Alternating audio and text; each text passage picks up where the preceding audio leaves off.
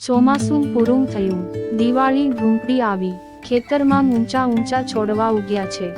ઊંટ ઓરાઈ જાય તેટલા બધા ઊંચા, દરેક છોડની ઉપર અપકેક ડુમડુમ, ને ડુંડુમ પણ કેવડું મોટું, વેંત વેંત જેવડું, ડુંડામાં ભરચક દાણા, ધોળી ધોળી જુવાર અને લીલા લીલા બાજરા.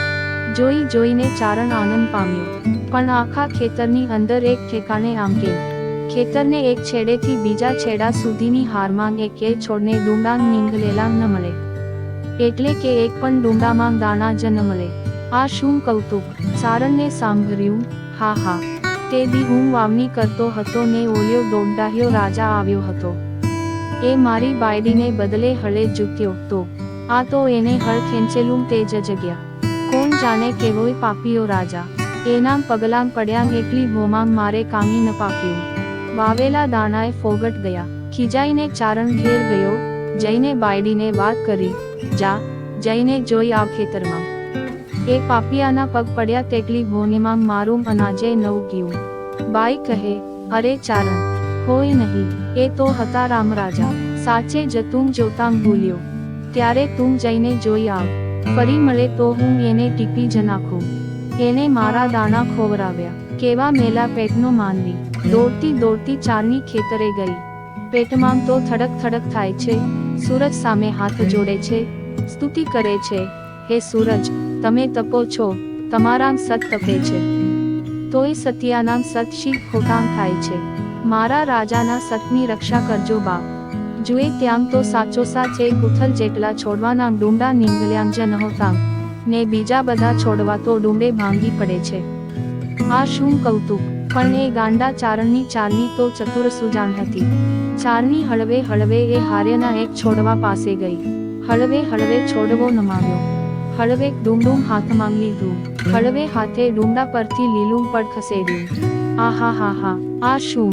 દાણા નહીં, પણ સાચાં મોતીડાં. ડુંડે ડુંડે મોતીડાં, ચકચકતાં રૂપાળાં, રાતા પીળાં અને આસમાની મોતીડાં. મોતી મોતી ને મોતી. રાજાજીને પગલે પગલે મોતી નીપજ્યાં. ચારણીએ દોડ દીધી, ઘેર પહોંચી. ચારણનો હાથ ઝાલ્યો, અરે મૂર્ખા, ચાલ તો મારી સાથે. તને દેખાડું કે રાજા પાપી હતો કે ધર્મી હતો. પરાણે એને લઈ ગઈ. જઈને દેખાડ્યું. મોતી જોઈને ચારણ પસ્તાયો, ઓહોહો, મેં આવા પનોતા રાજાને, આવા દેવરાજાને કેવી ગાળો દીધી. બધાં મોતી ઉતાર્યાં. ચારણે ફાંટ બાંધી, પરભાર્યો દરબારને ગામ ગયો. કચેરી ભરીને રાજા દેપાળદે બેઠા છે. ખેડૂતોના સુખ દુઃખની વાતો સાંભળે છે. મુખડું તો કાંગી તેજ કરે છે. રાજાજીના ચરણમાં ચારણે મોતીની ફાંટ મૂકી દીધી. લુગડું ઉઘાડી નાખ્યું. આખા ઓરડામાં મોતીના અજવાળાં છવાયાં. રાજાજી પૂછે છે, આ શું છે ભાઈ? ચારણ લલકારીને મીઠે કંઠે બોલ્યો, જાણ્યો હત જડધાર, નવરંગ મોતી નીકળે તો વવારત વડવાર, દી બાધો, દેપાળદે. અર્થાત હે દેપાળદે રાજા, જો મેં પહેલેથી જ એમ જાણ્યું હોત કે તું શંકરનો અવતાર છે, જો મને પહેલેથી જ ખબર પડી હોત કે તારે પગલે પગલે તો નવલખાં મોતી નીકળે છે, તો હું તને તે દિવસ હળમાંથી છોડત શા માટે? આખો દિવસ તારી પાસે જ હળ ખેંચાવત ને આખો દિવસ વાવ્યા કરત તો મારું આખું ખેતર મોતી મોતી થઈ પડત. રાજાજી તો કાંઈ સમજ્યા નહીં. અરે ભાઈ, તું આ શું બોલે છે? ચારણે બધી વાત કરી. રાજાજી હસી પડ્યા, અરે ભાઈ, મોતી કાંઈ મારે પુણે નથી ઉગ્યાં. એ તો તારી સ્ત્રીને પુણે ઉગ્યાં છે. એને તેમ સંતાપી હતી એમાંથી એ છૂટી. એનો જીવ રાજી થયો, એને તને આશીષ આપી, તેથી આ મોતી પાક્યાં.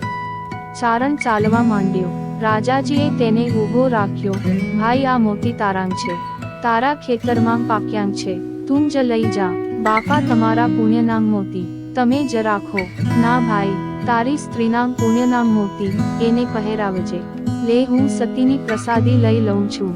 રાજાજીએ એ ઢગલીમાંથી એક મોતી લીધું, લઈને માથા પર ચડાવ્યું, પછી પરોવીને ડોકમાં પહેર્યું. ચારણ મોતી લઈને ચાલ્યો ગયો. ઘેર જઈને ચારણીના પગમાં પડ્યો. મિત્રો, આ વાર્તા મેઘાણી રચિત સૌરાષ્ટ્રની રસધારમાંથી લીધેલી છે. જો તમને પસંદ આવી હોય તો આ વિડીયોને લાઈક કરો અને વધુમાં વધુ શેર કરો. તથા આવી જ અન્ય વાર્તાઓના વિડીયો જોવા અમારી ચેનલ વોઇસ સ્ટોરીને સબસ્ક્રાઇબ કરો. તથા નોટિફિકેશન માટે બેલ આઇકનને દબાવી દેજો. ધન્યવાદ.